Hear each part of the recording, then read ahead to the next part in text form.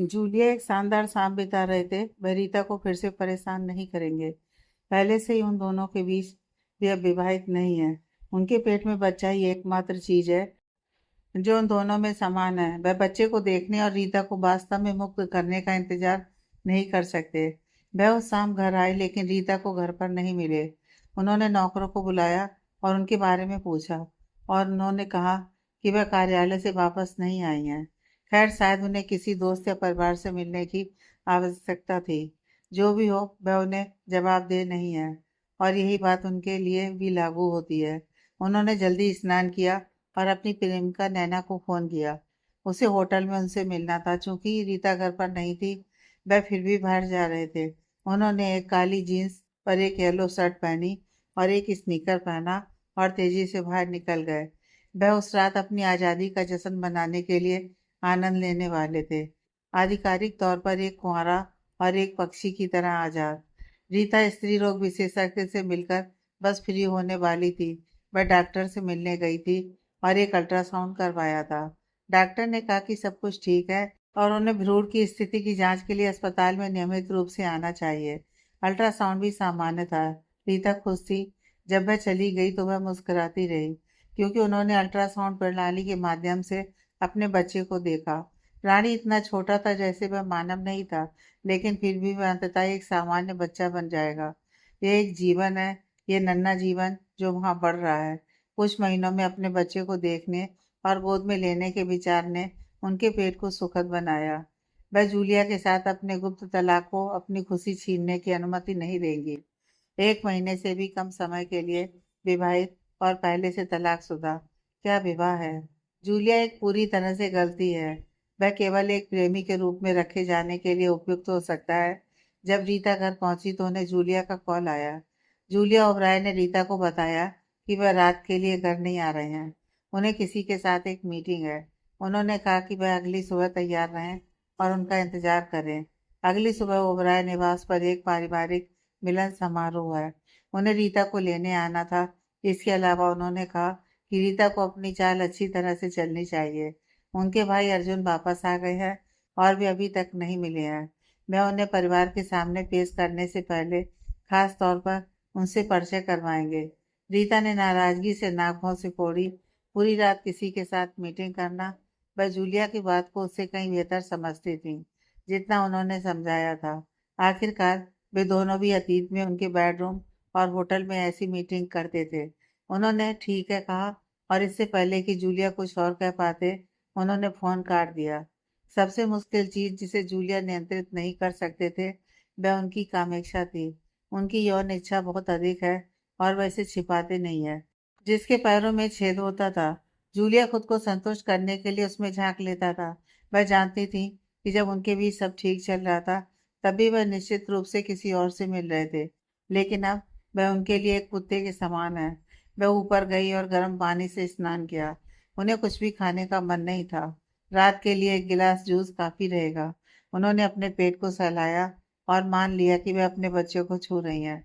उन्हें अपने बच्चे से पहले ही प्यार हो गया है। वह मुस्कुराई और धीरे से कहा, सिर्फ तुम और मैं हूँ। तुम्हारे डैडी किसी दूसरी औरत की बाहों में है और वह हमारे बारे में बिल्कुल नहीं सोचते। ऐसा कहते ही रीता की आंखों से आंसू बह निकले। अर्जुन ओबराय अपने पिता श्री राघव ओबराय के साथ लंबी बातचीत कर रहे थे। वह 30 मिनट से अधिक समय से फोन पर थे और अनीका शर्मा नहीं जानती थी कि वह अभी और कितने समय तक बात करेंगे। कंपनी से घर आते समय अर्जुन एक दवा खाने पर रुक गए थे और उनके लिए गर्भ निरोधक और कंडोम का एक पैकेट लिया था। जैसा कि उन्होंने अनुमान लगाया था, तभी उन्होंने उन्हें पारिवारिक मिलन समारोह के बारे में बताया था। उन्हें जल्दी बताना चाहिए था, लेकिन उन्होंने माफी मांगी और कहा कि अगर वह उन्हें जल्दी बता देते तो क्या फर्क पड़ता। वह मीटिंग के कारण इतनी जल्दी वापस आ गए थे। उन्हें कुछ और दिन रुकना चाहिए था, लेकिन उनकी अनुपस्थिति दूसरों को एक साथ जश्न मनाने से रोकेगी। उन्होंने उन्हें कार के अंदर ही गर्भ निरोधक लेने के लिए कहा, इससे पहले कि वे अपने रास्ते पर आगे बढ़ें। उन्होंने दावा किया कि वे उन्हें फिर से गर्भवती करने के लिए तैयार नहीं थे। लेकिन जब वे पहुंचे तो वह सीधे बच्चों के कमरे में गए और उन्हें गले लगाया। उन्होंने दोनों को अपनी बाहों में लिया और उन्हें अपनी सबसे कीमती संपत्ति कहा। अनिका शर्मा मुस्कुराई अर्जुन ओबराय अपने बच्चों के लिए एक महान पिता रहे हैं। वह जानते हैं कि कब खेलना है और कब उन्हें डांटना है। बच्चे उनसे उतना ही प्यार करते थे जितना वह उनकी परवाह करते थे। सभी नौकर भी अपने मालिक का अभिवादन करने आए।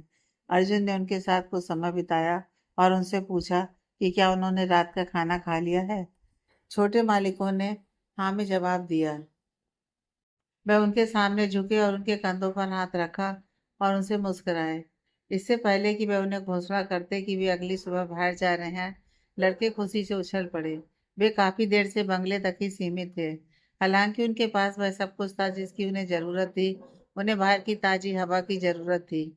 अपने बच्चों को खुश देखकर उन्होंने उनसे वादा किया कि जब भी वह आसपास होंगे तो वह उन्हें अधिक बार बाहर ले जाएंगे। इसके बाद वे अपने लड़कों से एक बार और गले मिले। वह उनसे उतना ही प्यार करते थे जितना वह उनकी माँ से करते थे।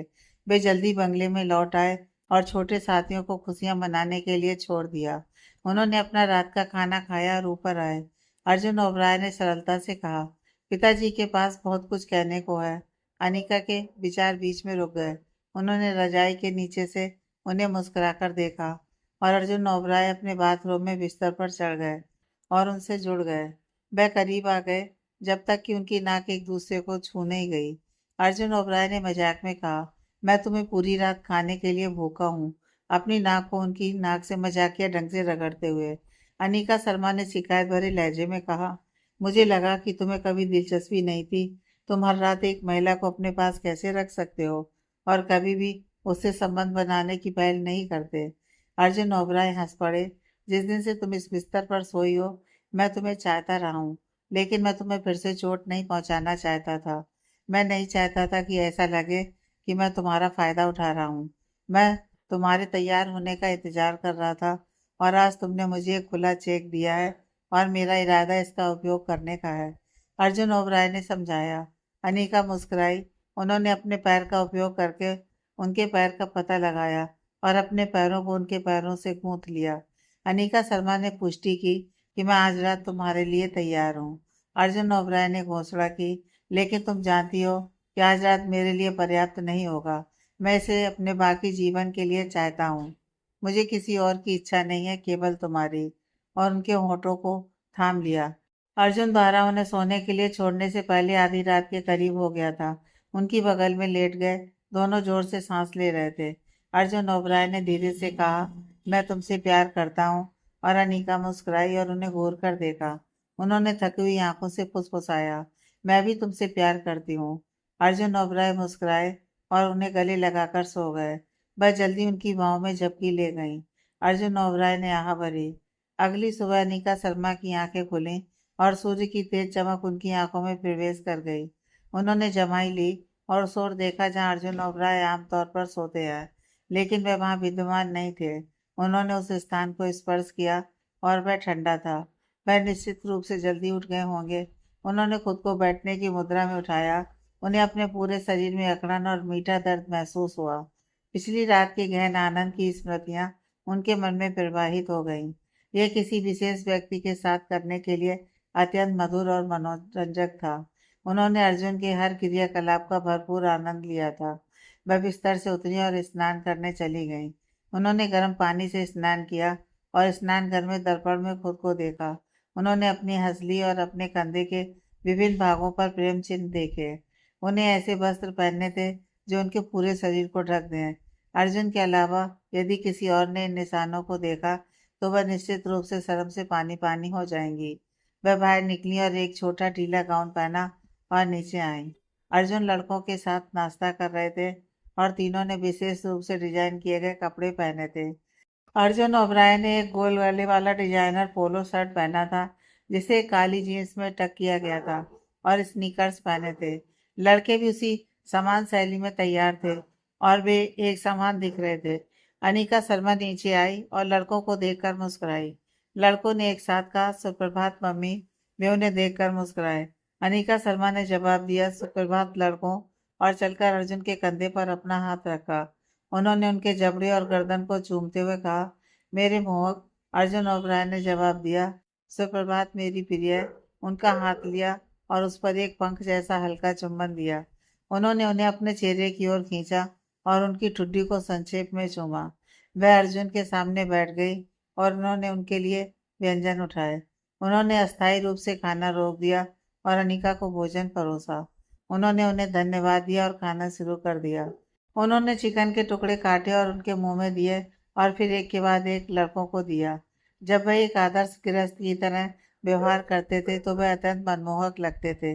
उन्होंने जूस का एक गिलास गटकने से पहले अनिका शर्मा को घोषित किया, हम केवल तुम्हारा ही इंतजार कर रहे थे। तुम्हारी पोलो शर्ट बेडरूम में है। जब तुम खाकर समाप्त कर लो तो उसे पहनने के लिए आना। और खड़े हो गए। उन्होंने अपनी कलाई घड़ी देखी और लड़कों से कहा कि वे अपने कमरे में लौट जाएं और उनके बुलावे का इंतजार करें। अर्जुन सीढ़ियों की ओर बढ़े और लड़के अपने कमरों में चले गए। अनिका शर्मा अकेली खा रही थी। उन्होंने जल्दी खाना खत्म किया और समय देखा 9:45 बजे थे। अर्जुन ओबराय ने उन्हें बताया था कि मिलन समारोह वो सुबह 10 बजे शुरू होगा। जूलिया ओबराय सुबह 9 बजे घर लौटे और स्नान करने गए। उन्होंने कपड़े पहने और नीचे आए। वह रीता के नीचे आने और उन्हें विशेष रूप से बनवाए कपड़े देने का इंतजार कर रहे थे। जब वह नीचे नहीं आई तो जूलिया उनके कमरे में उनसे मिलने गए। जब से रीता ने इसे ग्रहण किया था तब से उन्होंने कमरे में कदम नहीं रखा था। उन्होंने दरवाजा धकेला और रीता नग्न थी। दरबड़ के सामने खड़ी अपने पेट की जांच कर रही थी। जब उन्होंने दरवाजा खुलने की आवाज़ सुनी तो वह हड़बड़ा गईं। उन्होंने तेजी से पलट कर देखा और जूलिया को दरवाजे पर खड़े देखा। वह क्रोधित हो गई और जल्दी से एक तौलिया लिया और अपने शरीर को ढक लिया। रीता ने उन पर क्रोध से चिल्लाया, तुम किसी की सहमति के बिना उनके शयन कक्ष में कैसे घुस सकते हो? तुम्हारे शिष्टाचार कहाँ गए? उन्होंने उन्हें ऐसे देखा जैसे वह उनका चेहरा खरोच देंगी। जूलिया अंदर चले गए और अपने पीछे दरवाजा बंद कर दिया। उन्होंने उनके शरीर को ऊपर से नीचे तक घूर कर देखा। वह अभी भी वही खूबसूरत महिला है जिसे वह हमेशा जानते थे। गर्भवती होने के बावजूद उन्होंने अभी भी वह आकर्षण बरकरार रखा है। जूलिया ने उन्हें उकसाया, तुम इतना क्यों चिल्ला रही हो? क्या तुम्हारे शरीर का कोई हिस्सा है जिसका मैं वर्णन नहीं कर सकता? रीता उन्होंने करारा जवाब दिया, हाँ, इस वर्तमान शरीर का तुम वर्णन नहीं कर सकते, लेकिन तुम्हारे पास उन कपड़ों के नीचे जो कुछ भी है, मैं उसका रेखा चित्र बना सकती हूँ। वह अकेले नहीं थे जो किसी को अपमानित करने का तरीका जानते थे। वह बस उनके पास नहीं आ सकते और व्यर्थ की बातें करके बच नहीं सकते। जूलिया ने पोलो शर्ट को बिस्तर पर फेंक दिया और कहा, यह वह है जो हर कोई काली जींस और स्नीकर पर पहन रहा है। उन्होंने कहा और दरवाजे की ओर मुड़े। वह भावहीन लग रहे थे।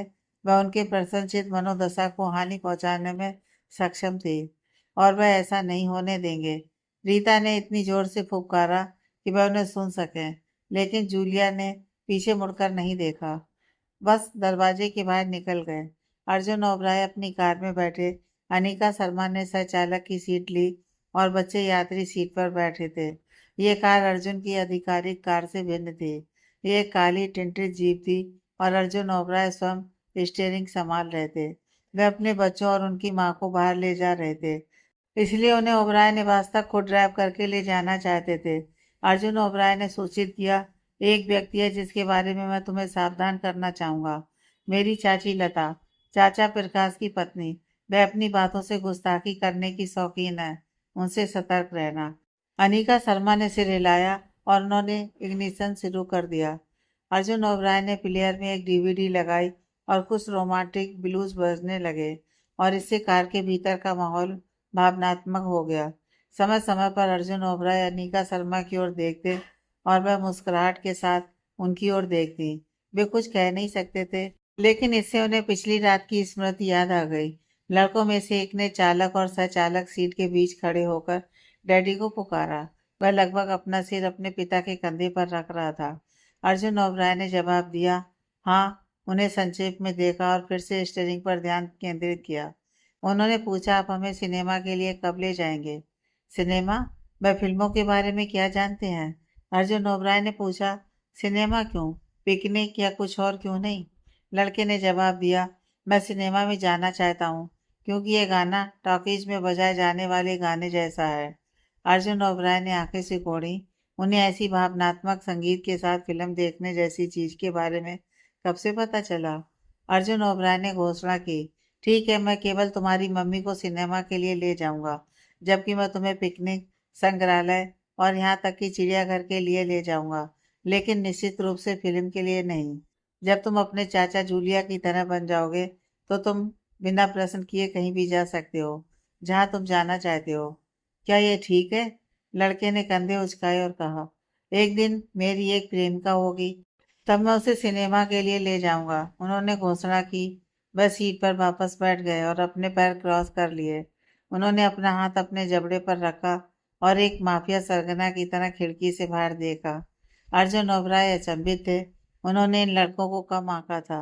बस एक महीने में 4 साल के होने वाले हैं और फिर भी इतनी असाधारण बुद्धिमत्ता प्रदर्शित कर रहे हैं। अनिका शर्मा ने अर्जुन की ओर देखा और कुछ नहीं कहा। उनके लड़के विकसित हो रहे थे और बुद्धिमान थे। यह एक बच्चे के शब्दों और कार्यों से ही होता है कि एक माता पिता अपने बच्चे की बुद्धिमत्ता की क्षमता को जानते हैं। अर्जुन जल्दी विशाल द्वार पर पहुंचे और सुरक्षाकर्मी तुरंत उनके लिए दरवाजा खोलने आए।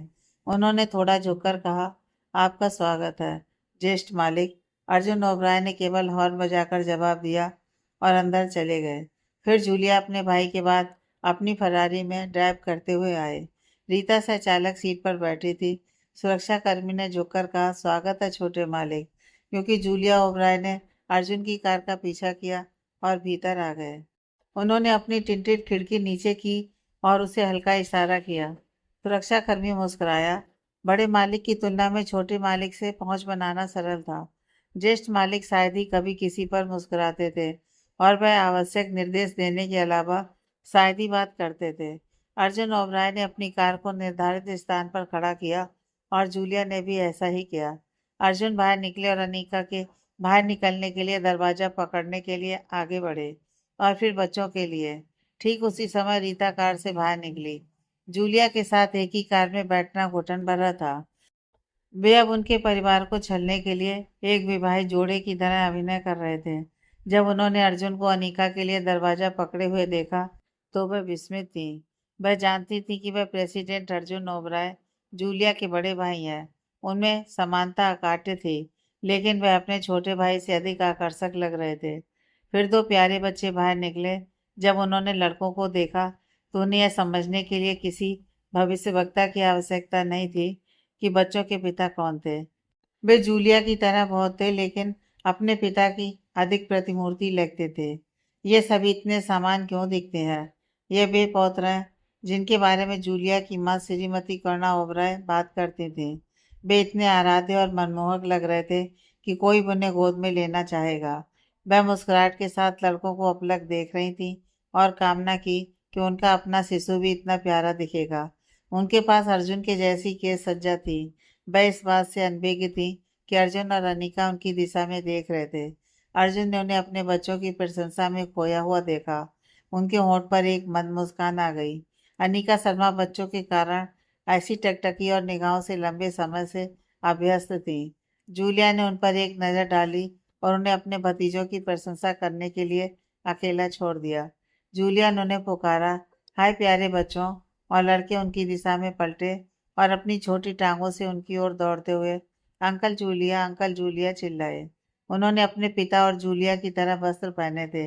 वे दोनों पुरुषों का एक लघु संस्करण थे। जूलिया झुके और उन्हें गले लगाया, उन्हें हवा में ऊपर उठा लिया। अनीका शर्मा ने रीता के पास चलते हुए और उन्हें गले लगाते हुए कहा, हेलो रीता। वह मुस्कुराई और उत्साह से अनीका शर्मा को गले लगाया। अनीका ने उनकी आंखों में देखा। उनका हाथ उनकी कमर के चारों ओर लपटा था। उन्होंने पूछा, तुम कैसी हो?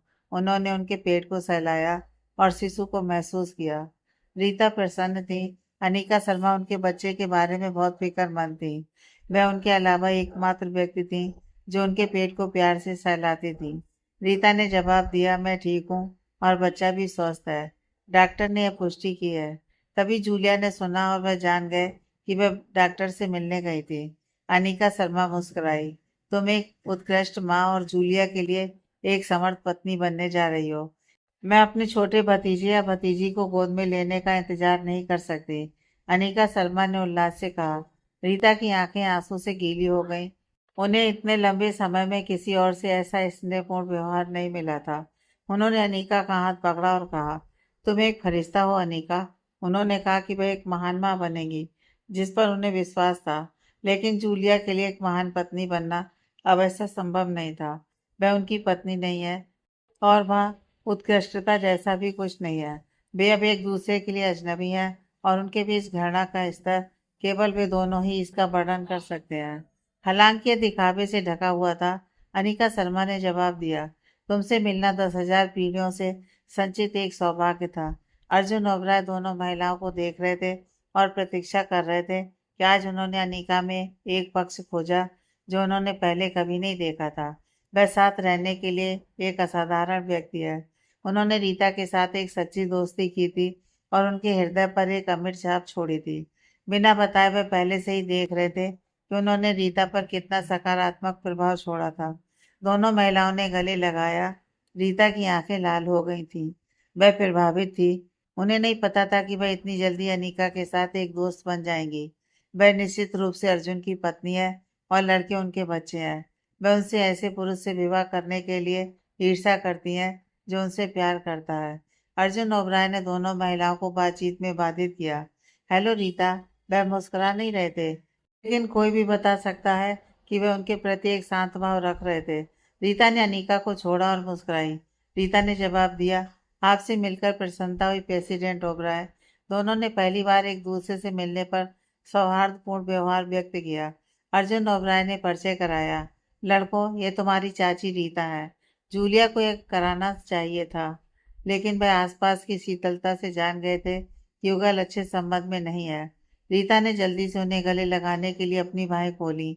जैसे जूलिया ने उन्हें नीचे उतारा, वे उनकी बाहों में दौड़ते हुए आए। वे उत्साहित थे। चाची रीता, चाची रीता। उन्हें एक चाची मिल गई थी। डैडी ने कहा कि वे उनकी चाची हैं। श्रीमती करुणा ओबराय अपने बेटों और उनकी पत्नियों या इससे भी बेहतर उनकी महिलाओं का स्वागत करके बहुत प्रसन्न थी। खासकर अनीका शर्मा जो पहले निवास पर नहीं आई थी। लड़के अपने दादा दादी को गले लगा रहे थे और उत्साह से भरे थे। वे पहले भी निवास पर आ चुके थे और घर में कुछ स्थानों को जानते थे। सभी सेवक भी मुस्कुरा रहे थे और कह रहे थे कि उन्होंने उन्हें याद किया। हर कोई लड़कों के आसपास रहना चाहता था। अनीका शर्मा को घर के अलग अलग कोनों से केवल छोटे मालिक सुनाई दे रहा था। उनके बच्चे पहले से इतने सारे लोगों को जानते हैं और मित्र बना चुके हैं। वह निस्तब्ध थी और समय समय पर वह रीता के साथ निगाहें बदलती और वे मुस्कुराती। रीता ने घोषणा की, तुम्हारे लड़के शहर के सबसे प्यारे बच्चे हैं, इसलिए तुम विवश हो। उनके कई मित्र और प्रशंसक होंगे और मैं उनकी सर्वश्रेष्ठ प्रशंसक हूँ। अनीका शर्मा मुस्कुराई। उन्होंने कंधे उचकाए और उनके बारे में और चिंता नहीं की। वे निवास में गुम या घायल नहीं हो सकते। जल्दी श्री प्रकाश ओबराय अंदर आए। वह 50 के दशक के एक व्यक्ति हैं।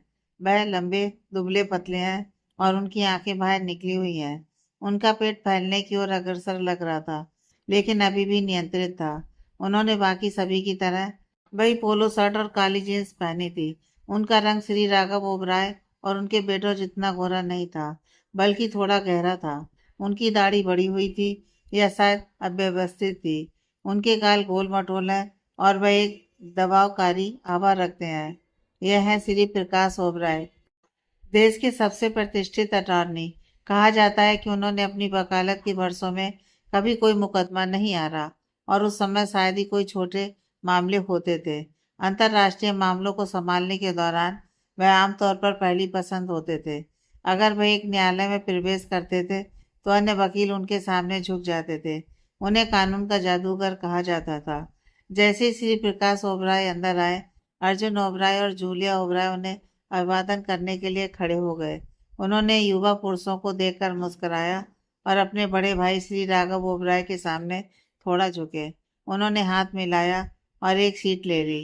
उन्होंने बैठी हुई दो महिलाओं पर नजर डाली और उन्होंने एक वृद्धजन के रूप में उन्हें अभिवादन करते हुए थोड़ा झुकाव दिया। उन्होंने उन पर मुस्कुराया।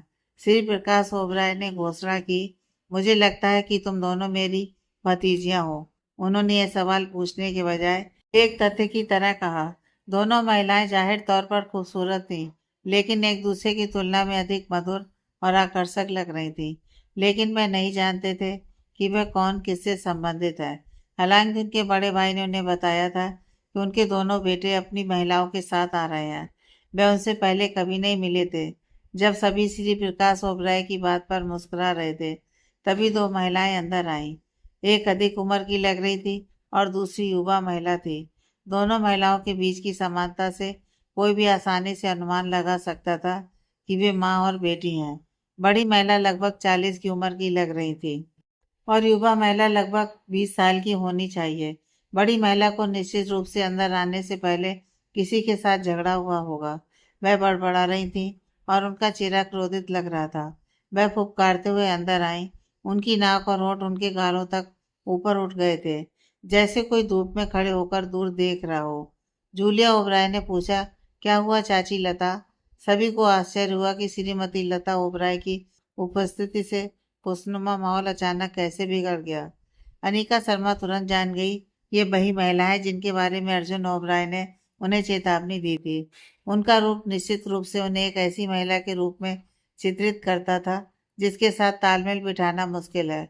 उन्होंने शिकायत की, मैं इस घटिया पोलो में इतनी अजीब महसूस कर रही हूँ। क्या हम इस दयनीय पहनावे से ड्रेसिंग का पैटर्न नहीं बदल सकते? उन्होंने शिकायत की और फुफकारा। वहां एक पिन गिरने जैसा सन्नाटा था।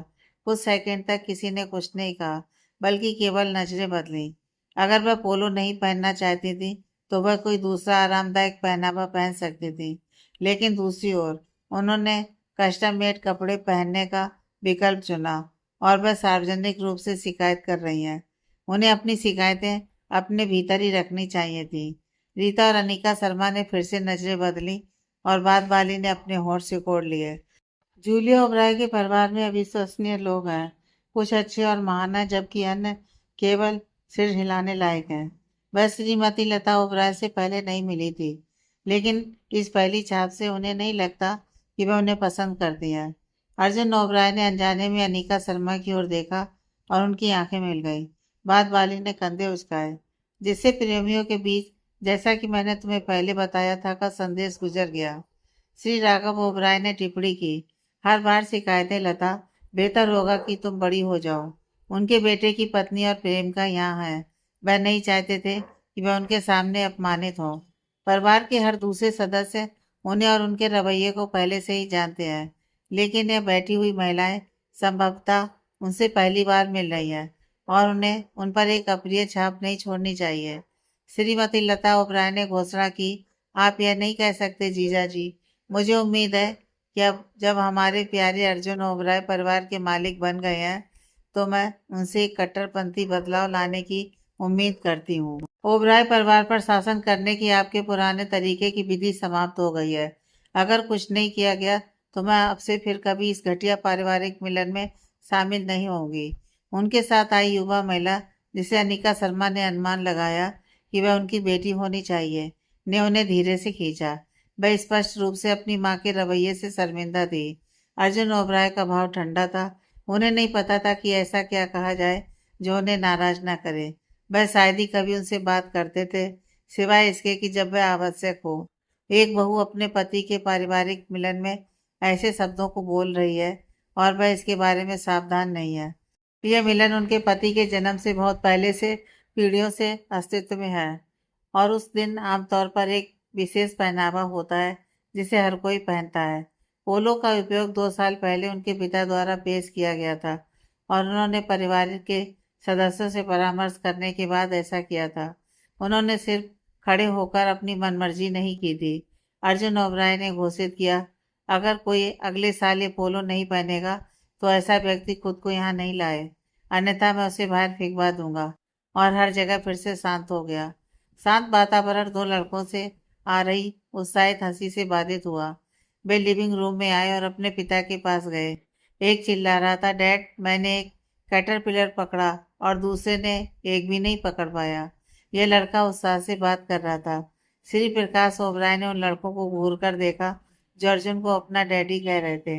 अर्जुन के बच्चे इतने बड़े हो गए हैं। उन्होंने सोचा कि उन्हें शिशु होना चाहिए और अभी भी दूध पी रहे होंगे। अर्जुन की ठंडी अभिव्यक्ति एक स्नेही पिता की अभिव्यक्ति में बदल गई। ठीक है, कुछ और समय वह भी एक पकड़ लेगा। श्रीमती लता ओबराय के साथ आई युवा महिला ने भी लड़कों को घूर कर देखा। वे उनके चचेरे भाई की तरह बहुत लग रहे थे।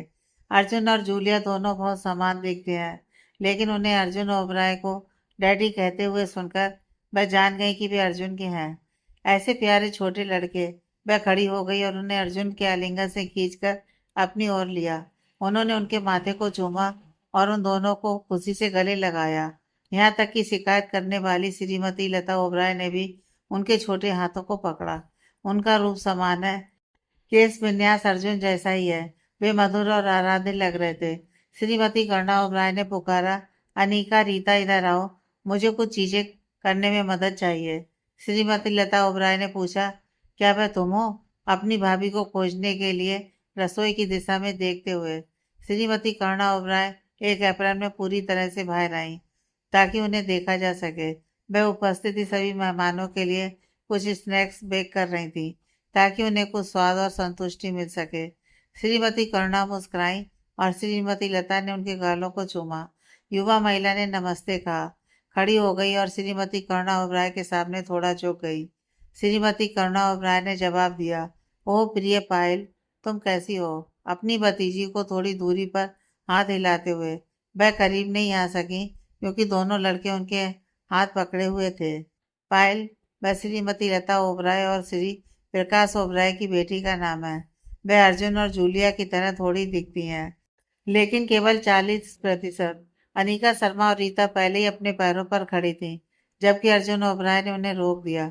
अर्जुन ओबराय ने मुस्कुराते हुए कहा, क्षमा करें माँ, मैं अपने बच्चों और अपनी प्रेमिका का परिचय कराऊंगा। यह है लड़के, मेरे बच्चे। लड़कों की ओर इशारा करते हुए उन्होंने अनीका की ओर रुख किया। यह है अनीका शर्मा, मेरी प्रेमिका और मेरे बच्चों की माँ। अर्जुन ओबराय ने परिचय कराया। श्री प्रकाश ओबराय मुस्कुराए और पायल ने भी ऐसा ही किया, लेकिन श्रीमती लता ओबराय ने नफरत से देखा और उन्हें सिर से पैर तक देखा। अनीका शर्मा मुस्कुराई, हेलो अंकल प्रकाश और चाची लता, आपसे मिलकर अच्छा लगा। और आपको पायल, आपसे मिलकर मुझे खुशी हुई। श्री प्रकाश ओबराय ने तुरंत अनीका शर्मा को पसंद किया। उन्होंने जवाब दिया, आपसे मिलकर मुझे प्रसन्नता हुई अनीका शर्मा, और उन्हें एक आत्मीय मुस्कान दी। पायल ने भी जवाब दिया, मुझे भी अनीका, और मुस्कुराई। अनीका शर्मा को हाथ हिलाया और अपने छोटे भतीजों लब और कुश से चिपकी रहीं, लेकिन श्रीमती लता ओबराय ने अनीका शर्मा के लिए अपनी नापसंदगी स्पष्ट रूप से दिखाई और फुफकारा। उन्होंने बस उन्हें एक तरफ कर दिया और दूसरी ओर देखा। यह एक ऐसा अशोभनीय व्यवहार था जिसे वहां मौजूद प्रत्येक व्यक्ति ने नापसंद किया। अर्जुन ओबराय ने जूलिया ओबराय की ओर देखा और बाद वाले ने कहा, यह मेरी पत्नी रीता है और हम जल्दी एक बच्चे की उम्मीद कर रहे हैं। जूलिया ने एक मौन मुस्कान पहनते हुए कहा। सबने रीता को अनामिका के तौर पर देखा और एक विवाह की अंगूठी देखी। जूलिया ने भी एक पहनी हुई थी और यह पहली बार था जब जूलिया ने वह अंगूठी धारण की थी। रीता ने धीमे से मुस्कुराते हुए कहा, हेलो अंकल प्रकाश, चाची लता और पायल। श्री प्रकाश ओबराय ने उन्हें ठीक वैसे ही जवाब दिया जैसा उन्होंने अनीका को दिया था, एक मुस्कान के साथ। पायल ने हाथ हिलाया और उन्हें नमस्ते कहा, लेकिन श्रीमती लता ओबराय ने उन्हें गहनता से देखा और कहा, चलो तुम्हारा बेहतर है, और एक झुकी हुई मुस्कुराहट दी। श्रीमती करुणा ओबराय ने सिर हिलाया और वहां से चली गईं। अर्जुन ओबराय अपनी चाची के अनीका के प्रति व्यवहार से नाखुश थे। अन्य युवा महिलाएं श्रीमती करुणा ओबराय के पीछे रसोई में गईं, जबकि लड़के जल्द ही पायल को छोड़कर वापस बगीचे में चले गए। पायल भी खड़ी हुई और उनके पीछे गई और पुरुष अकेले रह गए, सिवाय श्रीमती लता ओबराय के, जो बैठी रहीं और अन्य महिलाओं के साथ शामिल होने के लिए खड़ा नहीं होना चाहती थी। अर्जुन ओबराय और जूलिया ओबराय बगीचे के आंतरिक भाग में पुरानी यादें ताजा करते हुए थोड़ी दूर तक टहलने लगे। जब वे छोटे थे तो वे इन स्थानों पर खेलने आते थे। वे फल वाटिका में गए और दो लड़कों की तरह वे अमरूद के पेड़ के शीर्ष पर चढ़ गए और कुछ फल तोड़े। फल तोड़ते समय अर्जुन ओबराय को जूलिया ने अपनी पूर्व मंगेतर अदिति सिंघल के बारे में जो कहा था वह याद आया और वह मुस्कुराए। उन्हें संतोष था कि अनीका शर्मा के बख्श इतने छोटे नहीं थे। जूलिया के अदिति सिंघल का उपास उड़ाने के बाद ही उन्होंने पहली बार ऐसी बात पर विचार किया था। जूलिया ओबराय ने कहा, क्या तुम्हें याद है अर्जुन, वह दिन जब हम कुछ साल पहले यहाँ आए थे? मुझे बीमारी महसूस हो रही थी और तुमने मुझे अपनी पीठ पर चढ़ने दिया और तुम मुझे माँ करुणा के पास घर ले आए थे। उस दिन तुमने मुझसे वादा किया था कि तुम इस जीवन में मेरे साथ कुछ भी बुरा नहीं होने दोगे, और उन शब्दों के सत्य पर तुमने मेरी कई बार रक्षा की है। और एक बार जब हम कॉलेज में थे, तब एक माफिया से झगड़ा भी किया था। मैं कृतज्ञ हूँ अर्जुन, अपने शब्दों के प्रति सत्य रहने के लिए। पिछली बार जब विक्की सिंघल ने तुम्हें गोली मारी थी, तो वह इसीलिए था क्योंकि तुमने मेरी रक्षा की थी और मेरी जगह गोली खाई थी। मैंने ये सोचना बंद नहीं किया है कि अगर उस दिन तुम्हें कुछ हो जाता तो क्या होता अगर तुम दुनिया से चले जाते। क्या मैं इस जीवन में तुम्हें मौत के मुंह में धकेलने के लिए खुद को माफ कर पाता? मैं अपने महान भाई को खो देता, और मैं तुम्हारे बिना जीवन में संघर्ष कैसे करता। धन्यवाद अर्जुन, तुमने ये प्रतिज्ञा यही की थी, और आज मैं तुम्हें एक सच्चे नायक के रूप में याद करता हूँ। मैं तुम्हारे बोझ को साझा करने का भी वादा करता हूँ। मैं तुम्हारे छोटे भाई के रूप में तुम्हारे प्रति निष्ठावान रहूंगा। तुम्हारी पत्नी और बच्चे मेरे सबसे अच्छे मित्र होंगे, और हम सब एक साथ खुश रहेंगे। जूलिया ओबराय ने अपने दिल की बात कही। अर्जुन ओबराय मुस्कुराए। उन्हें वह दिन स्पष्ट रूप से याद आया था। वे अपनी नियमित सैर के लिए बगीचे में आए थे। तब जूलिया को उल्टी आने लगी थी। वह विचलित हो गए थे, और ऐसा लग रहा था कि जैसे वह बेहोश हो जाएंगे। वह डर गए थे, और उन्हें वापस घर माँ करुणा के पास ले जाने का तरीका नहीं पता था। इसलिए उन्होंने उससे अपनी पीठ पर चढ़ने के लिए कहा। उन्होंने उससे कहा था कि वह उसकी रक्षा करेंगे और इस जीवन में से कोई हानि नहीं होने देंगे। यह एक केवल बचकाना बयान था, लेकिन वे अपने भाई से प्यार करते हैं और हमेशा सोचते थे कि उसे नुकसान से बचाना उनकी जिम्मेदारी है। उन्होंने जूलिया की रक्षा में जो कुछ भी किया था, वह उनकी जिम्मेदारी थी, न कि केवल इसलिए कि उन्होंने उसकी देखभाल करने का वादा किया था। अर्जुन ओबराय ने घोषित किया, एक छोटे भाई के रूप में तुम्हारी देखभाल करना मेरी जिम्मेदारी थी। और थोड़ी दूर पर पका हुआ अमरूद देखा और उसे तोड़ने के लिए गए। जूलिया ने सराहना की, फिर भी धन्यवाद। दोनों भाइयों ने उन विभिन्न फलों का आनंद लेना शुरू कर दिया जिसमें उनकी रुचि थी। जूलिया ने सबसे उत्तम पके फल तोड़े और अपने भाई से कहा कि वह उन्हें अपने भतीजों के लिए ले जा रहे हैं। अगली बार वह उन्हें अपने साथ लाएंगे, ताकि वे वही अनुभव कर सकें जो उनके डैडी और चाचा उनके बड़े होने पर अनुभव करते थे। अर्जुन ओबराय ने पूछा, तुम रीता और अपने बच्चों को देखने के उत्साह के साथ कैसे तालमेल बिठा रहे हो? जूलिया मुस्कुराए। मुस्कान लड़कों की तरह दिखने वाले अपने बच्चे को देखने के विचार के लिए थी, लेकिन उनके सवाल के पहले हिस्से के लिए वह असत्य बोलेंगे। उन्होंने रीता से सहयोग करने के लिए कहा था। वह गोपनीयता को भंग नहीं करने जा रहे थे। उन्होंने कहा कि सब कुछ ठीक है, और उन्होंने उसे स्वीकार कर लिया है। उन्हें आशा है कि वह उससे प्यार करेंगे, जैसा वह पहले किया करते थे। अर्जुन ओबराय ने कहा कि जब बच्चा आएगा तो वह उससे प्यार करेंगे। वह उसे उस महिला के रूप में देखेंगे जिसने उन्हें एक पिता बनाया, और उन्हें यह भी एहसास नहीं होगा कि वह उनके प्रति कितने स्नेही और प्यार करने वाले बन जाएंगे। जूलिया ने कहा कि उन्हें ऐसी ही आशा है। काफी देर तक शांति रही। हर कोई अपनी अपनी महिला के बारे में विचार कर रहा था। जूलिया ने पूछा, मैं जानता हूँ कि तुम अनिका शर्मा से बहुत प्यार करते हो, लेकिन तुम्हारी यह आखिरी यात्रा थी। मैं गवाही दे सकता हूँ कि वह तुमसे बहुत प्यार करती है। मुझे खुशी है कि वह तुमसे प्यार करती है अर्जुन, क्योंकि तुम उसके प्यार के योग्य हो। क्या तुम दोनों के बीच शारीरिक संबंध बन चुके हैं? उन्होंने अपने भाई की ओर देखा, और थोड़ी देर विराम लेने के बाद उन्होंने कहा, हमने कल रात शारीरिक संबंध बनाए। जूलिया मुस्कुराए।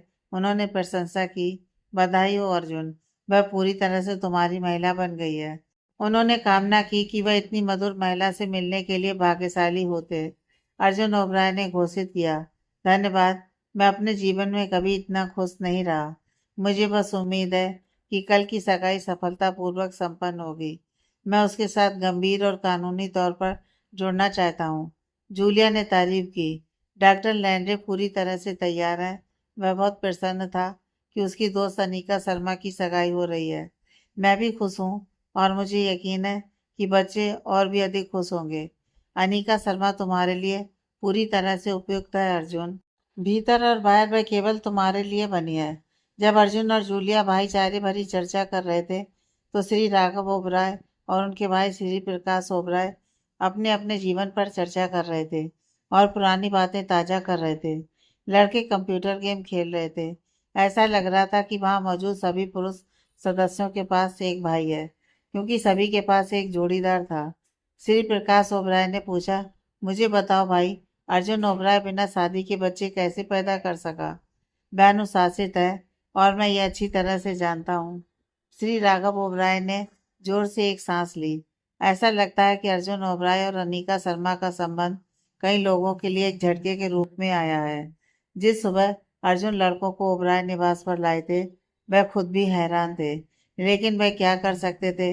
आखिरकार लड़के उनके पोते थे और उनके बेटे ने यह कैसे किया, यह उनके लिए एक दादा होने के उत्साह से अधिक मायने नहीं रखता था। जो कुछ मैंने अब तक पता लगाया है, अर्जुन का उसके साथ एक दुर्घटनाग्रस्त संबंध बना था और फिर वह उससे दोबारा नहीं मिले। सालों बाद वह अचानक लड़कों से मिले और उनके खुद से मिलते जुलते होने के कारण हैरान थे। जब डीएनए की पुष्टि की कि वे उसके बच्चे हैं, तो वह समझ गए कि यह वही महिला होनी चाहिए जिससे वह कुछ साल पहले मिले थे। इसी के कारण उन्होंने अपनी मंगेतर अदिति सिंघल से सगाई समाप्त कर दी। उन्होंने कहा कि वे अपने बच्चों की माँ की जिम्मेदारी लेंगे। इस तरह से दोनों एक साथ आए। मुझे लगता है कि वह समय ले रहा है और फिर उसे अपनी पत्नी बनने का प्रस्ताव देंगे। श्री प्रकाश ओबराय ने सिर हिलाया। अर्जुन ने सही किया। एक आदमी को अपने कार्यों के लिए जिम्मेदार होना चाहिए, चाहे वह इच्छा से हो या अनजाने में।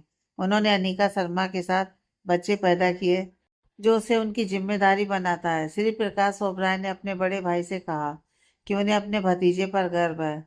अर्जुन ओबराय ने खुद को सम्मानीय साबित किया है, लेकिन भाइयों को नहीं पता था कि कोई पास से गुजर रहा था और उनकी बातचीत चुपके से सुन रहा था। अनिका शर्मा और रीता को मेज तैयार करने के लिए अकेला छोड़ दिया गया था। ऐसे दिनों में सेवक केवल परिवार के सदस्यों को सहयोग देने के लिए होते हैं। रीता ने कहा, अनिका, मैं तुमसे एक सवाल पूछना चाहती हूँ। यह तब था जब श्रीमती कर्णा ओबराय ने उन्हें कुछ भी करने से मना कर दिया था। फिर भी रीता पकवान लगा रही थी। अनिका शर्मा मुस्कुराई। वे अकेले थीं और दो सहेलियों और बहनों की तरह बात कर सकती थी। अनिका शर्मा ने इजाजत दी। कुछ भी रीता। लेकिन इससे पहले कि रीता अपना सवाल पूछ पाती, उन्होंने आने वाले कदमों की आवाज़ सुनी।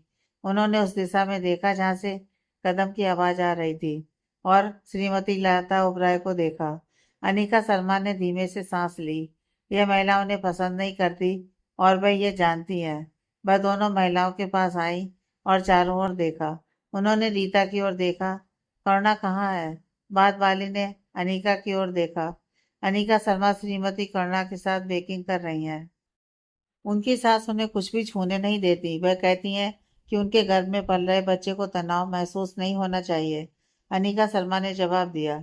वह कुछ देर पहले पीछे के दरवाजे से बाहर गई। तभी श्रीमती लता ओबराय ने उन्हें देखने का दिखावा किया। वह उनकी ओर पलटी और नफरत से देखा। उन्होंने फुफकारते हुए कहा, क्या मैं तुमसे कोई सवाल पूछ सकती थी? क्या तुम खुद को ओबराय परिवार का सदस्य मानती हो? वही पोलो और एक स्नीकर पहने हो सकती हो, लेकिन क्या यह तुम्हें इस परिवार का हिस्सा बनाता है? मैं करुणा की बहू से सवाल पूछ रही हूँ। रीता और अनिका दोनों ने नजरें बदली। अनिका ने सवाल का जवाब देकर क्या गलत कर दिया था? रीता को नहीं पता था कि श्रीमती करुणा कब गई, इसलिए अनिका ने उनकी मदद की। अनिका शर्मा ने विनम्रता से पूछा, क्या मैंने कुछ गलत कहा चाची लता? वह हैरान थी कि श्रीमती लता ओबराय उन पर क्यों भड़क गई और एक ही बार में उनसे इतना कुछ कह दिया। श्रीमती लता ओबराय ने उन्हें डांटते हुए कहा, तुम्हारी चाची कौन है? यह कि अर्जुन तुम्हें यहाँ लाया, यह तुम्हें मेरी भतीजी नहीं बनाता। तुम उसके बच्चों की माँ हो, लेकिन उसकी पत्नी नहीं। अनिका शर्मा ने जल्दीबाजी में जवाब दिया, मैं उसकी प्रेमिका हूँ चाची। इससे क्या फर्क पड़ता है? आखिरकार हम शादी करेंगे। श्रीमती लता ओबराय ने क्रोधित होकर कहा, तुम्हारी हिम्मत कैसे हुई मुझसे जबान लड़ाने की? तुम्हें एहसास किसने दिया? तुम उसकी प्रेमिका? उसने तुम्हें प्रेमिका के रूप में नहीं, बल्कि एक दायित्व के रूप में लिया है। उसने तुम्हें जिम्मेदारी लेने के लिए अपने पास लिया है। तुम खुद को बहुत महत्वपूर्ण मानती हो। तुमने ओबराय परिवार में शामिल होने के लिए उसे अपने साथ सुलाने के लिए अपने शरीर और चेहरे का इस्तेमाल किया और उसे दुर्घटना का नाम दिया। हमारे प्यारे अर्जुन ओबराय सम्मानीय हैं, इसलिए उन्होंने तुम्हारी जिम्मेदारी लेने का फैसला किया और अपने सामान्य अस्तित्व को उनके जीवन में लाने के कारण तुमने उसे 2 साल की मंगेतर अदिति सिंघल से सगाई तोड़ने पर मजबूर कर दिया। अर्जुन अतिथि सिंघल को तुम्हारे लिए कैसे छोड़ सकता है? तुम क्रूर और धूर्त हो। तुम अवैध बच्चे पैदा करने की भी परवाह नहीं करती, बल्कि उसे अपने साथ सुलाने के लिए फंसाना तुम्हारी सर्वोच्च प्राथमिकता थी। जूलिया ओबराय की ओर देखो। उसने अपना समय लिया और अपनी पसंद की महिला रीता से शादी की, और वे खुशी खुशी एक बच्चे की उम्मीद कर रहे हैं। लेकिन तुम बेशर्म हो और एक आदमी को खुद को देने देती हो और उसे जाल में फंसाने के लिए उसके बच्चे को जन्म भी देती हो। श्रीमती लता ओबराय को अनीका के अचानक विरोध से रोका गया। अनीका शर्मा ने उनकी गलतफहमी को ठीक करते हुए कहा, मैं तुम्हें मेरा अपमान नहीं करने दूंगी। मैंने अर्जुन ओबराय को फंसाया नहीं है। जो कुछ भी हुआ वह अतीत की बात है।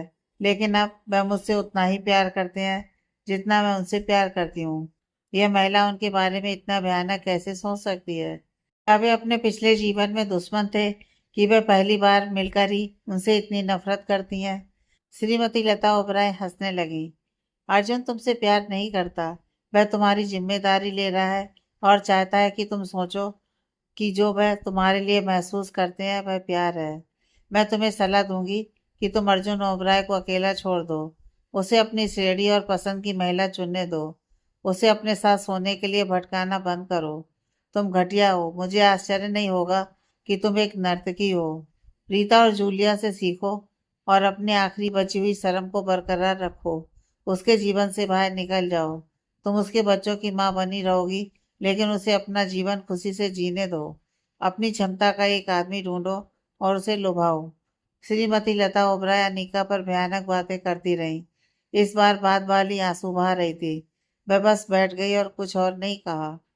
क्या यह सच है? क्या अर्जुन उनसे प्यार का झूठा नाटक कर रहे थे? क्या वह उनसे प्यार करने के बजाय उनकी जिम्मेदारी ले रहे थे? अगर उन्होंने अपने परिवार के सदस्यों को नहीं बताया था, तो उनकी चाची को यह सब कैसे पता चला? रीता ने गुस्से से कहा, बस बहुत हो गया चाची लता। तुमने अनीका को पर्याप्त दुख दिया है। वह सोच भी नहीं सकती थी कि श्रीमती लता ओबराय इतनी बुरी महिला है। भले ही उन्हें पता चले कि अर्जुन का अनीका के प्रति स्नेह का प्रदर्शन नकली था। क्या उन्हें अनीका के चेहरे पर सीधे ये शब्द कहने चाहिए? उन्होंने जूलिया के साथ अपनी शादी का उदाहरण दिया। क्या वह उनके रिश्ते की सच्चाई जानती हैं? कोई किसी और के प्रति इतना निर्लज होने का विकल्प कैसे चुन सकता है? श्रीमती लता ओबराय ने कटाक्ष किया, क्या तुम्हें भी सच सुनना पसंद नहीं है? करुणा के आसपास किस तरह की महिलाएं हैं? लड़के अपनी माँ को देखने के लिए अंदर आए। उन्हें अपने पिता कहीं नहीं मिले, इसलिए वे अपनी माँ के पास आए। लड़कों को देखकर श्रीमती लता ओबराय ने कहा, शरारत और छल से जन्म लिए गए बच्चे। उन्होंने फुफकारा और चली गईं। लड़कों ने अपनी माँ को देखा और उनकी आंखों को लाल देखा और आंसू उनके गालों पर बह रहे थे। लड़के गुस्से में आ गए। उन्होंने कहा, मम्मी मुझे बताओ, क्या उन्होंने तुम्हें परेशान किया? मैं तुम्हारे लिए उनसे लड़ूंगा। अनीका शर्मा ने लड़कों को देखा और सिसकने लगी। रीता उन्हें संभालने आई और उन्हें सांत्वना देने की कोशिश की। उन्हें नहीं पता था कि वह और अर्जुन विवाहित नहीं थे। हालांकि वह उन परिस्थितियों को नहीं जानती थी जिनके तहत वे मिले। उन्हें श्रीमती लता ओबराय ने उनके बारे में जो कुछ भी कहा, उस पर विश्वास नहीं हुआ। बात वाली एक अच्छी इंसान की तरह नहीं लगती थी। उन्होंने अपनी कटु बातों से हमला करने के बाद खुश और प्रसन्न अनीका को आंसू वाली महिला में बदल दिया। अनीका शर्मा और रीता को नहीं पता था कि जब श्रीमती कर्णा ने युवा महिलाओं को मेज तैयार करने के लिए कहा था, तो वह वास्तव में पुरुषों को बुलाने गई थी। श्री राघव ओबराय अपने भाई श्री प्रकाश ओबराय के साथ भोजन कक्ष में पहुंचे और अनीका का सिर झुका हुआ और लड़कों को उन्हें गले लगाते हुए देखकर हैरान थे। रीता ने अपना हाथ उन पर रखा और उन्हें सांत्वना दे रही थी। श्रीमती लता ओबराय अपनी बेटी पायल के साथ वापस आई और अनीका को देखा और व्यंग किया। कम से कम किसी को समय समय पर सच कहना चाहिए, ताकि गलती करने वालों को सही मार्ग पर लाया जा सके। उन्हें खुशी थी कि वह अपने भतीजे अर्जुन को फंसाने के लिए उसे पश्चाताप महसूस कराने में सक्षम थी। लेकिन अर्जुन ओबराय और जूलिया ओबराय अपनी माँ के पीछे से चलते हुए अंदर आए। उन्होंने श्रीमती कर्णा को बुलाया था और उनके आने का इंतजार किया था और उनके साथ घर में प्रवेश किया। जैसे ही अर्जुन ओबराय अंदर आए, उनकी आंखें सिसकती हुई अनीका शर्मा पर टिकी। वह आंखें सिकोड़ कर देख रहे थे। क्या हुआ है? अनीका शर्मा का सिर झुका हुआ था और उनके बाल चेहरे को ढके हुए थे, लेकिन वह जानते थे कि कुछ तो गड़बड़ है। लड़के उनसे चिपके हुए थे और रीता उन्हें थपथपा रही थी। क्या वह सिसक रही थी? श्रीमती लता ओबराय को छोड़कर हर किसी के चेहरे पर चिंता के भाव थे। श्री राघव ओबराय ने सबसे पहले पूछा, अनिका क्या हुआ है? उन्हें समझ में नहीं आ रहा था कि परिवार के साथ ऐसे खुशनुमा माहौल में कोई नाखुश क्यों होगा। अनिका शर्मा ने अपना सिर उठाया और उनके चेहरे का रंग लाल हो गया था। उनकी आंखें लाल और सूजी हुई लग रही थी। उनकी नाक दुख रही थी, लेकिन आंसू उनके गालों पर लगातार बह रहे थे। आश्चर्य हर किसी के चेहरे पर लिखा था। वे हक्के बक्के थे और लड़के दुखी मुद्रा में अपनी माँ को घूर रहे थे। रीता ने उन्हें एक रुमाल दिया और अनिका ने धन्यवाद के साथ उसे लिया और अपने आंसू पहुंचे। श्रीमती करुणा ओबराय जल्दी से पास आई। ठीक उसी समय जब अनिका अपने बच्चों का हाथ पकड़कर खड़ी हुई, उन्होंने विनम्रता से जवाब दिया, मुझे माफ करना अंकल, लेकिन हमें शुरुआत में यहाँ नहीं होना चाहिए था। और श्रीमती करुणा की ओर देखकर कहा, मुझे माफ करना चाची। उन्होंने अपने बच्चों की कलाई पकड़ी और जा रही थी जब अर्जुन ओबराय ने उन्हें रोक लिया। वह शांत थे क्योंकि उनके पिता ने उनसे पूछा था कि क्या हुआ है। वह उनके स्पष्टीकरण देने का इंतजार कर रहे थे, लेकिन इसकी बजाय वह खड़ी हुई और वह कहा जो उन्हें समझ नहीं आया। उन्होंने पूछा कि क्या हुआ प्रिय? उन्होंने अपना हाथ उनके कंधे पर रखने की कोशिश की। अनिका शर्मा ने चेतावनी दी, तुम छूने की हिम्मत भी मत करना। उन्होंने अर्जुन ओबराय को शत्रुतापूर्ण नजरों से देखा। उन्होंने उन्हें क्रोधित होकर घूरना शुरू कर दिया और इससे अर्जुन सबसे ज्यादा हैरान हुए। वह एक प्रश्नवाचक नजर के साथ उनके रास्ते में खड़े हो गए। क्या उन्होंने कुछ गलत किया है? अनिका इतना अजीब व्यवहार क्यों कर रही है? जूलिया ओबराय के साथ बाग में जाने से पहले भी खुश थे। जूलिया ओबराय और श्रीमती करुणा ओबराय उनके पास आए क्योंकि वह अर्जुन को गुस्से से घूर रही थी, जैसे कोई शिकारी किसी भी पल अपने शिकार पर झपटने वाला हो। श्रीमती करुणा ओबराय ने मांग की, प्रिय अनिका, मुझे बताओ, अर्जुन ने क्या किया है? क्या उसने तुम्हें किसी भी तरह से परेशान किया है? वह आई और उनके सामने खड़ी हो गई। जूलिया ओबराय को नहीं पता था कि क्या हुआ। वह अर्जुन पर अनिका के भड़कने से स्तब्ध थे और अब उनकी घूरने से वह पूरी तरह से असमंजस में पड़ गए थे। अनिका शर्मा ने जवाब दिया, मुझे माफ करना चाची, लेकिन मैं अपने बच्चों के साथ जा रही हूँ। अर्जुन उनके पिता बनने के योग्य नहीं है। और स्तब्ध परिवार के सदस्यों को पीछे छोड़कर आगे बढ़ गई। अर्जुन ओबराय को गुस्सा आया। जैसे ही वे दरवाजे के पास पहुंची, उन्होंने उन्हें पकड़ लिया। तुम कहाँ जा रही हो और मेरे बच्चों को भी अपने साथ कहाँ ले जा रही हो? उन्होंने दरवाजे की कुंडी पकड़ी और उन्हें बाहर जाने से रोक दिया। अनिका शर्मा गुस्से से चिल्लाई, मैं तुम्हें हमेशा के लिए छोड़कर जा रही हूँ और अपने बच्चों के साथ। और इस बार अर्जुन ओबराय, मैं तुम्हें अपने बच्चों को मुझसे दूर नहीं ले जाने दूंगी। उन्हें छोड़ना? क्या बात इस हद तक बढ़ गई है? बच्चों के साथ उन्हें छोड़ना? अर्जुन ओबराय ने घोषित किया, अगर तुम कहीं जाना चाहती हो तो मैं तुम्हें नहीं रोकूंगा, लेकिन मेरे बच्चे यहीं मेरे साथ रहेंगे। वे मेरे बच्चे हैं अनिका। अनिका शर्मा ने अभी अभी उनके गालों पर आए आंसू पोंछे और धीरे से हंसी। वह कहीं भी जा सकती थी, उनके लिए सबसे अधिक मायने बच्चे ही रखते थे। अनिका शर्मा चिल्लाई, वे मेरा मामला है, उनका तुमसे कोई लेना देना नहीं है। वह अत्यधिक गुस्से में थी। उन्होंने उनसे झूठ बोला और प्यार करने का ढोंग किया। अर्जुन ओबराय ने घोषित किया, नहीं, वे हमारा मामला है, तुम्हारा और मेरा। लेकिन मैं अपने बच्चों को खुद से दूर नहीं होने दे सकता, इसलिए मैं तुम्हें इस दरवाजे से बाहर नहीं जाने दूंगा। इस समय लव और कुछ सिसकने लगे। जूलिया ओबराय ने उन्हें अनीका से दूर ले जाने की कोशिश की, लेकिन उन्होंने उनकी कलाई छोड़ने से इनकार कर दिया। वे दोनों उनकी जांघों से चिपके रहे, यह संकेत देते हुए कि वे अपनी माँ के साथ रहना चाहते थे। इस दृश्य से अर्जुन क्रोधित हो गए क्योंकि उन्होंने बलपूर्वक उन्हें उनकी माँ से दूर खींच लिया। अर्जुन ओबराय ने चेतावनी दी, अनीका, अब यह नासमझी बंद करो। लड़कों को अब उन्होंने कसकर अपने से पकड़ रखा था, लेकिन वो दोनों अपने पिता को छोड़ने के लिए संघर्ष कर रहे थे।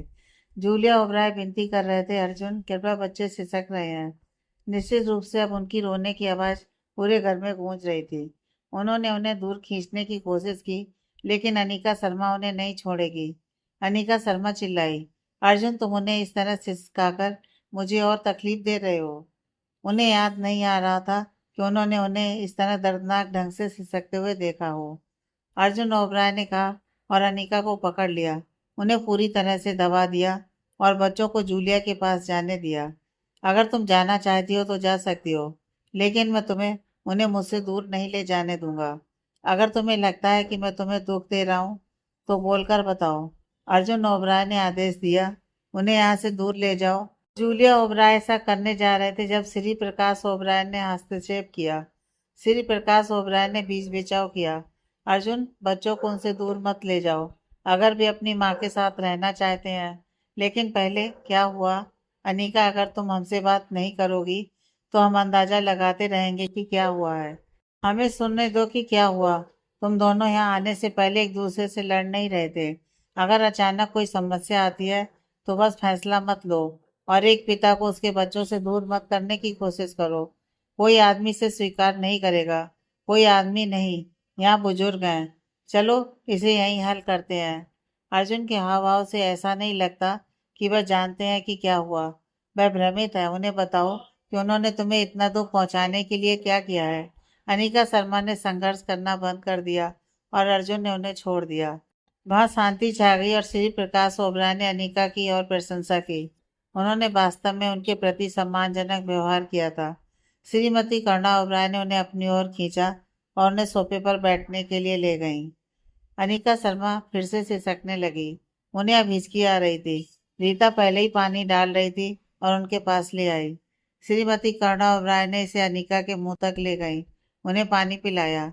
बच्चों ने रोना बंद कर दिया था, लेकिन जूलिया से चिपके हुए वे डरे हुए थे। श्रीमती लता ओबराय थोड़ा डरने से खुद को रोक नहीं पाई। अगर उनकी बात ने वास्तव में इस झगड़े को जन्म दिया है तो श्री प्रकाश सहित हर कोई उनसे नफरत करने वाला था। वह अनिका शर्मा से अपने कार्यों में अधिक परिपक्व होने की उम्मीद करती हैं। वह ऐसा तरीका कैसे अपना सकती हैं? इतनी भोली। अर्जुन ओबराय बस अनिका शर्मा को घूर रहे थे। वह गुस्से में थे लेकिन शांत थे। वे खुश थे जब तक कि वह जूलिया के साथ बाग में नहीं चले गए। उस समय से लेकर उनके वापस आने तक जो कुछ भी हुआ वह उसी समय में हुआ था। वह कल्पना नहीं कर सकते थे कि जिस महिला से उन्होंने पूरी रात प्रेम किया था वह 20 घंटे से भी कम समय में उनसे इतनी नाराज हो जाएगी। उन्होंने रीता की ओर देखा। रीता, अगर अनिका शर्मा बात नहीं करना चाहती, अगर तुम कुछ जानती हो तो हमें बताओ। जब से हम यहाँ आए हैं तुम दोनों साथ हो? अर्जुन ओबराय ने पूछा। रीता ने सिसकी ली और अपने आंसू पोंछे। हर कोई भी हैरान था। क्या वह भी सिसक रही है? मुझे माफ करना प्रेसिडेंट अर्जुन, मैं अपने मुंह से नहीं कह सकती कि मैंने क्या सुना। अनिका ही केवल बता पाएगी, क्योंकि उसे ही इसका दर्द महसूस हो रहा है। किसी ने कुछ नहीं कहा। उन्होंने अनिका शर्मा से रीता और इसके विपरीत देखा। रीता की आंखें लाल थी, वह चुपचाप सिसक रही थी। जूलिया ओबराय ने फुसलाते हुए कहा, रीता, कम से कम कुछ तो कहो। क्या तुम नहीं देख सकती कि अनीता और लड़कों को कितनी तकलीफ हो रही है? लेकिन रीता ने कंधे उचकाए। वह नहीं है जिसे कुछ कहना है। उन्हें इंतजार करना चाहिए जब तक कि अनीका उनसे बात करने में सक्षम ना हो जाए। लेकिन इस बीच में वह जाना चाहती है, अगर उनके लिए यह संभव हो। एक लड़के ने अचानक कहा। इस बुरी चाची ने मम्मी को धमकाया। श्रीमती लता ओबराय की ओर इशारा करते हुए और सिसकते हुए कहा। हर किसी ने उस लड़के को घूरने के लिए पलटा। उन्होंने वास्तव में श्रीमती लता ओबराय की ओर इशारा किया। जब अर्जुन ओबराय करीब आए और उनके सामने उकड़ू बैठे तो दूसरे लड़के ने कहा, उन्होंने हमें शरारत और धोखे से गर्भ धारण किए गए बच्चे कहा। मैं अपनी मम्मी को धमकाने के लिए उनसे नफरत करता हूँ। अर्जुन ओबराय स्तब्ध रह गए। वह निशब्द खड़े रहे। शरारत और धोखे से गर्भ धारण किए गए बच्चे। वह धीरे से खड़े हुए। श्रीमती लता ओबराय ने अनिका शर्मा का अपमान किया होगा और शायद यह भी कहा होगा कि उसने उनके बच्चे की मां बनने के लिए खुद को उनके बिस्तर तक धकेल दिया। क्या उन्होंने यह कहकर उन्हें इसमें घसीटा कि अर्जुन ने ऐसा कहा है? क्या इसलिए अनिका उससे गुस्सा थी और लड़कों को दूर ले जाना चाहती थी? उन्होंने कहा था कि वे उनका मामला है। बेशक वे दोनों ही गर्भ धारण होने का कारण थे। उन्हें इतना अपमानित महसूस हुआ होगा कि वह कुछ कह नहीं पाई और रीता भी इसे बताना नहीं चाहती थी। जबकि अर्जुन ओबराय आंखें बंद करके खड़े थे और विश्लेषण कर रहे थे कि वास्तव में क्या हुआ होगा। पूरा परिवार श्रीमती लता ओबराय की दिशा में पलटा। वह कांप गई और उनके दिल की धड़कन तेज हो गई। श्री प्रकाश ओबराय निश्चित रूप से उनसे नाराज होने वाले थे और इस बार वह नहीं जानती थी कि वह क्या कर सकते हैं। लेकिन उन्हें साहसी होना पड़ा। वह डरपोक नहीं थी और लड़के ने जो कहा इसे इनकार नहीं करेंगी। अगर उनसे पूछा गया तो वह इसे स्वीकार करेंगी। उन्होंने कंधे उचकाए और दूसरी ओर देखा। श्री प्रकाश ओबराय ने पूछा, लता, क्या तुमने इन छोटे लड़कों से इतने भयानक शब्द कहे? श्रीमती लता ओबराय ने घोषित किया और कंधे उचकाए। क्या यह सच नहीं है? मैंने सच के अलावा और कुछ नहीं कहा है। अनीका का सिसकना अचानक फिर से शुरू हो गया और वह इसे नियंत्रित नहीं कर पाई। आ हर कोई हैरान था। यह तो उस पूरी बकवास की चरम सीमा थी जिसे वह कुछ घंटों पहले आने के बाद से उगल रही थी। श्रीमती कर्णा ओबराय ने अनीका को गले लगाया। यह एक महिला के लिए बहुत ज्यादा था। उनकी आंखें नम हो गईं। कोई भी माँ अपने बच्चों को उस तरह से संदर्भित होते हुए कभी स्वीकार नहीं करेगी। अब उन्हें अनीका का दर्द समझ में आया। उनका अपमान किया गया था क्योंकि वह वही थी जो गर्भवती हुई और बच्चों को अपने पेट में पाला। उन्हें दिल तक तकलीफ हुई थी। आज श्रीमती लता ओबराय ने उन्हें पहले से कहीं ज्यादा दुख पहुंचाया था। उन्होंने इतने सालों से सामंजस्य बिठाने की रणनीतिक कोशिश की थी, लेकिन आज उन्होंने खुद को, अनिका को और परिवार के छोटे महान पोतों को दुख पहुंचाया था। अर्जुन ओबराय ने घोषित किया, पायल, बच्चों को खेलने के लिए ले जाओ या उन्हें नौकरों के बीच अपने दोस्तों के साथ रहने दो और वापस आना। उन्होंने देखा कि बच्चे जाना नहीं चाहते थे। वह फिर से उनके पास आए और उकड़ू बैठकर उन्हें गले लगाया। ऐसे मासूम बच्चों को इतना दुख पहुंचाया गया। वह अब उनका दर्द और अनीका का दर्द महसूस करते हैं। अर्जुन ओबराय ने फुसलाते हुए उनके बालों को सहलाते हुए और उन्हें कसकर पकड़े हुए कहा, अपनी चाची के साथ जाओ और अपने दोस्तों के साथ खेलो। मैं वादा करता हूँ कि मैं तुम्हें और तुम्हारी मम्मी को ऐसी कोई भी चीज कभी नहीं होने दूंगा। शायद ये मेरी गलती थी। अनीका का बच्चों को उनसे दूर ले जाना सही था।